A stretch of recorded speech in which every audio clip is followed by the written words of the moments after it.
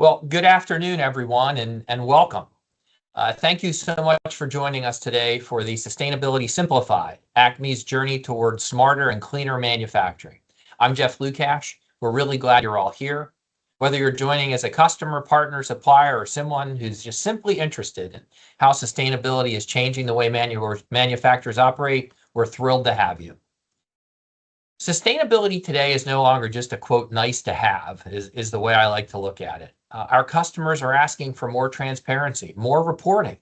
They have higher expectations as all of this continues to grow. Organizations are being challenged to prove their environmental and social responsibilities with real data and real action. Here at Acme, we've embraced the challenge, and today we want to give you a clear, behind-the-scenes look at what we're doing and why it matters. So, as we move into the presentation, as you hear it going, feel free to drop a few questions into the chat.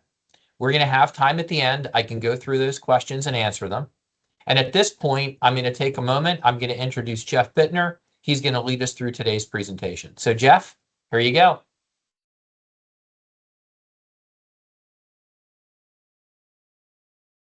Good afternoon, everybody. Thanks for joining us for our first webinar of 2026. So as Jeff Lukash just introduced, we're going to talk a bit about sustainability, which has become a very hot topic these days. We chose this because we have many requests from customers regarding sustainability, both for information that we can provide to them and for some guidance for what they can do with their own programs. So I want to begin with a few questions about sustainability in order to lead the topic. So take a moment to think about sustainability and what it means to you. How would you define it?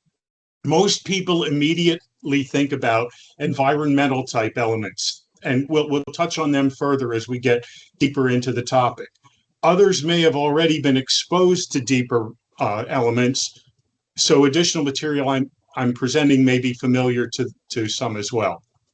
So key question here, how has the role of sustainability evolved in recent years? Environmental topics are still very important, but we'll explore how sustainability as a concept has really changed. It's expanded far beyond the more familiar elements that might immediately come to mind. It's really become a whole lot more complex than it once was.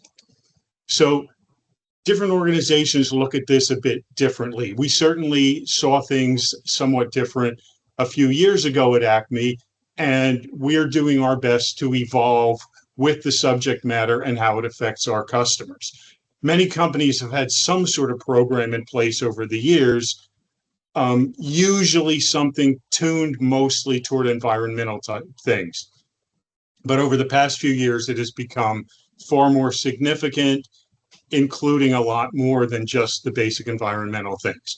Some companies have taken this so far that they even have full-time resources assigned to support their programs. So here we get into what sustainability has turned into in recent days. Again, environmental and how natural resources, human resources and such are used is still very significant. But beyond the familiar environmental subject matter, social details, how a company treats its employees and its business partners, they've been added, often more significant than environmental.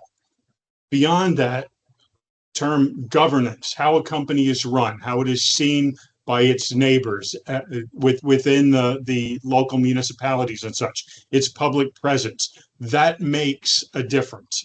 So those three elements together, environmental, social, and governance, have evolved into this concept of sustainability ESG.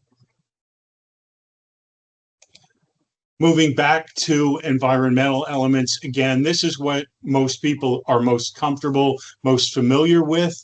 How does a company use the natural resources required for how they do business? And is it responsible while doing so? In the past, we've seen marketing statements such as save the planet, please recycle, and related symbology attached to that. Ad campaigns were often tuned to this sort of thing. Most people have been exposed to various efforts to save energy, water, raw materials. Safe and responsible use of chemicals is included in every company's safety program, often driven by federal and local regulations. Uh, More recent programs have focused on things such as greenhouse gas and carbon footprint. So those sort of things have received a whole lot more attention in the media and within sustainability programs in more modern companies. When we move into labor and human rights, those sort of implications have a lot to say about how a company is really run. How are people treated? Is the work environment safe? Are people paid appropriately for the jobs that they can do? Can employees freely express their thoughts about things in the organization, particularly if they have some concerns, and will they be taken seriously? Is there a clear path for them to locate resources to support them in that regard? Overall, how satisfied are employees with the company they work for? And for those people who want to get ahead, are there opportunities for advancement within the organization? And is it clear how they can do that? These elements altogether make a huge difference in how a company is seen from both inside and outside. Ethics and ethical operations within an organization. There are few days where we don't see something on the news about a company tanking because of some sort of scandal attached to something that's happened within or as a result of their operation. Sometimes these can be serious enough to actually put a company out of business. Cybersecurity, that's another thing we hear about nearly every day. Failures in that area can be very costly for a company. We see things about malicious hacks and ransomware and so on the news, online, social media, and such all the time. And many companies, including Acme, have taken great measures to ensure that their employees operate in a safe manner when it comes to cybersecurity. But overall, the importance of responsible and ethical business practices is higher than ever. And so much so that it is now included within the modern concepts of sustainability. Procurement. While most elements of sustainability are really focused on the company's own operations, the importance of how a company interacts with its business partners takes on a lot of significance as well. Certainly, people want to interact with reputable companies, often judged by the same criteria that we've just described. The importance of having that relationship, solid business partners, works in both directions for how a company's own success is driven and the equal success of business partners. So what has Acme done to date? As we acknowledged early on, the single greatest request we get for information from customers these days is somehow related to sustainability. So while we've had a sustainability or environmentally sensitive program in place for many years, it's certainly evolved in conjunction with the things I've described over the past few years. A lot of that is driven by the type of information that our customers are looking for and what we look at for our own business opportunities to grow. We became involved with FSC in 2015, achieving certification pretty quickly back then. So we've been 10 plus years with that. And at the beginning of last year, we added SFI. So many people are probably familiar with this because they've seen labels such as what's on the screen right now. These are Acme's own labels with our own license codes displayed below them. They're internationally recognized, and you'll see the symbols on many paper and wood products all the time anymore. All of our paper suppliers who serve Acme are certified to one of these standards or both, and we're able to print either label on any of the boxes that we make. And that's really at a customer's choice for what they want. But the fact that we have this is important to many of our customers. In addition to that, we currently put all of this information on any of our marketing materials and social media posts to reinforce that we've achieved these certifications. Formal audits are conducted every year, our most recent being this past December, and we're proud to say that we completed that audit with no nonconformances identified. So our certificates are proudly displayed in our lobby, and they are one of the first things that visitors to Acme will see when they enter the building. In addition to that, in 2024, we became involved with a company, a European-based company called EcoVadis. Some of you may recognize this because they've become pretty prominent within the world of sustainability. Acme, in year one, completed a very lengthy questionnaire. The whole thing is nearly 100 pages long, for reference of just how sophisticated the information included may be.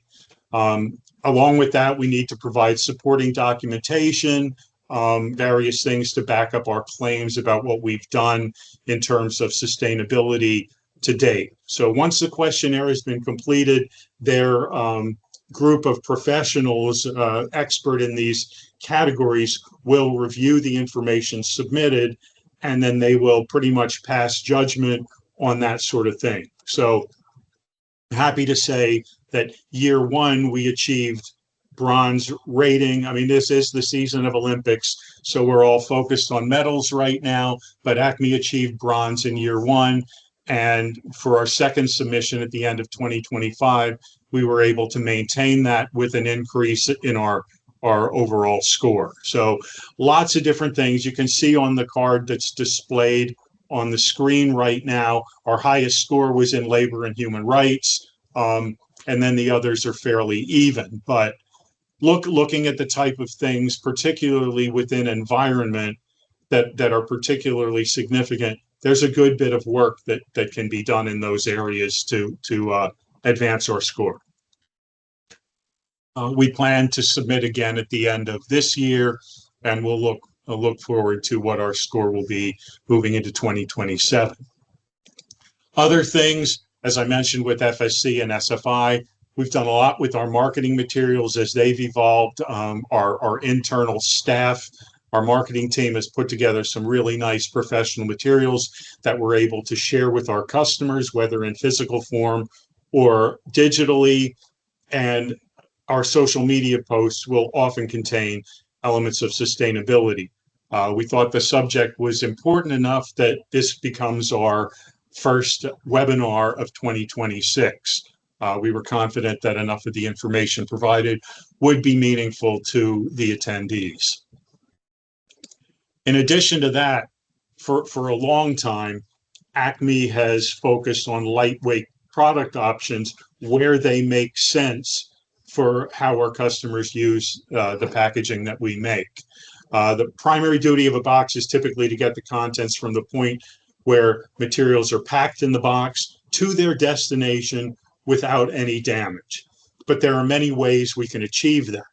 While heavy-duty materials could be used for virtually anything just by their composition, many products don't need that degree of strength. Some things don't weigh very much, or they're pretty much self-contained and difficult to damage. In those cases, a simple box or wrapper may be enough to get the job done. When we can lightweight the materials that we make, they're typically consuming much less paper fiber, and they're often more economical because they're not as heavy as a standard type box. These lighter weight materials often contain much more recycled material, sometimes up to 100%, which can be very important to certain customers and how they manage their own sustainability programs.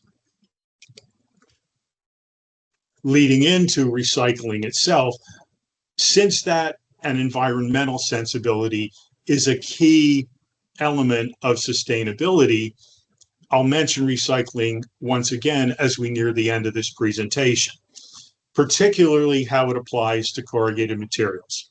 So corrugated materials by their nature are among the most recycled in the world. There are generally many opportunities for how to dispose of this type of materials, and companies that are generating a lot of corrugated waste should be working with their waste haulers to make sure they actually get paid for recovery of the corrugated waste. There are really two classifications for the kinds of waste that come out of this post-industrial waste, which most people are not overly familiar with. That is the type of clean waste that is leaving Acme's production processes. We gather the waste coming out of both our corrugation and converting processes, which is all clean, uncontaminated paper materials that have been made into corrugated packaging. Since we do not have that mixed with any other type of waste, it is of much higher value because it's clean and uncontaminated. Post-consumer waste is what most people are familiar with because that's the kind of things that go into our mixed blue bins that our trash haulers pick up once a week. Because that is already combined with other things and needs to be segregated at the waste processing center, it's of less value. And papers that are included, that it's not just boxes. Sometimes it's office paper, food packaging, and so on. So there's a risk of some level of contamination. So it's not worth nearly what clean corrugated waste would be. So that really brings us full circle from the environmental elements that are most familiar in sustainability back to how materials are recycled. So with that, we're bringing our webinar for today to conclusion, and much of the information that you just heard about can be found on our website. So at this point, I can turn it back over to Jeff Lukash, and we'll entertain some questions that those who have witnessed the event may have on some of the material that's been presented. Thank you so much, Jeff. That was an incredible overview of what we're doing here at Acme Corrugated. So at this point, we're going to move into the Q&A portion of the webinar. And if you haven't already, and we do certainly have a couple questions listed, feel free to submit them now and we'll get to them as quickly as possible. So to kick things off, I have a couple questions. The first one here is from Taylor.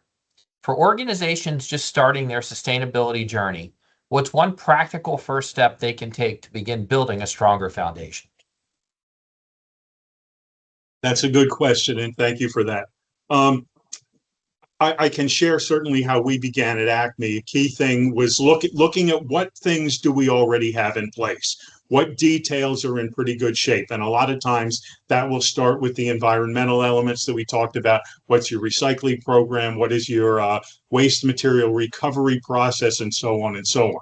Others may have other things. When we got started, particularly with the EcoVadis thing, we found that a lot of things that were in our HR related processes supporting for our workforce, there were also a lot of things that were already there. We just had to organize them a little differently to be ready for a sustainability type program. When you get into the deeper elements like greenhouse gas and carbon footprint and such, that becomes a bit more complex for most companies. Good, good. So we had another question from Brian. Brian asked, would there be a sustainable benefit if I converted my boxes from C flute to B flute? It's yes, that's a good question as well. It's certainly possible because you're going to have some good savings based on the fact that the B flute profile is essentially a third thinner than a C flute profile. As a result, the box performance, we would evaluate that to make sure that it meets the same performance requirements or capabilities of a C flute box. But flat boxes that are being shipped to our customers for use will take up less space on a pallet of flat boxes, which means more boxes can be shipped on a single trailer or less space is required. So there could be fuel savings, there are warehouse space savings, there's product movement savings, and so on. Great. We have a question from Luann, and Luann, I'm gonna do my best to put this in a different way. That the question I think is, are there plans to increase the amount of corrugate that has a higher recycled content? So I think what she's saying is there's some people still using, virgin material. Are there plans to see more recycled content in some options that are out there? We look at that very closely based on what the box is expected to do for our customers.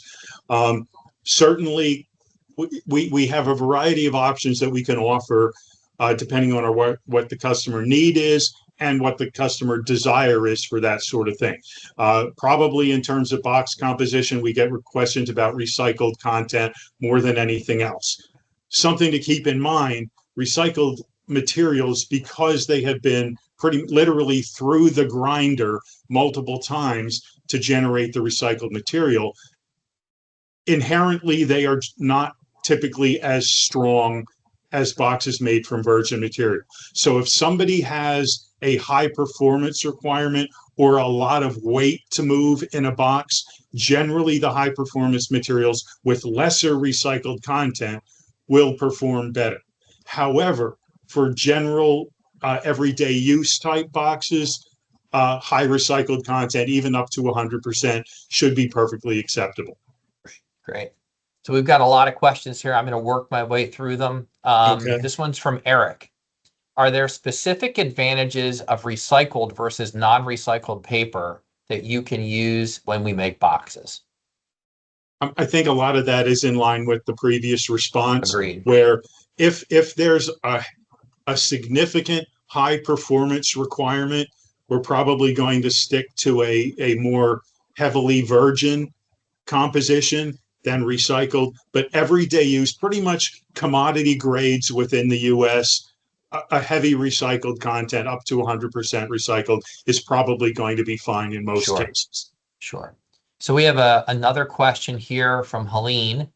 What advantages have certifications like FSC and SFI brought to Acme? Well, it's an independent evaluation of many of the things that we do here at Acme, because we have an outside resource pretty much authenticating a lot of what we do. I mean, FSC and SFI, really it's all paper materials, but they have elements of things like ISO 9000 incorporated into those standards as well, because they often overlap. But it gives us an opportunity to bring in an independent auditor once a year to validate what we're doing. EcoVadis has taken that to a different level in that it includes further elements with the social and governance such. But even FSC and SFI have added elements like that over the past couple of years. Good. We have one more question left in the queue at this time. It's from Donna. You mentioned that customers are often asking for more specific sustainability details. Could you give an example of what some of those are? Recycled content, since we've just talked about that, is a key thing. We'll be looking for what percentage of material in the boxes a customer purchases contain however much recycled content. We're able to report on that pretty quickly. Other things, especially where we have customers with much more developed sustainability programs, they're looking for very specific details. We've seen things in more recent months with details on greenhouse gas emissions and carbon footprint. And we know that's something that we need to develop further. Oh, that's great. Well, at this point, that was a lot of questions, and thank you everyone for doing that. Since we have no more at this time, you're always welcome to reach out later and do so, but we're going to wrap up for the day. So I'd like to thank everybody for the great questions. I'd like to thank everybody for attending and joining us here today.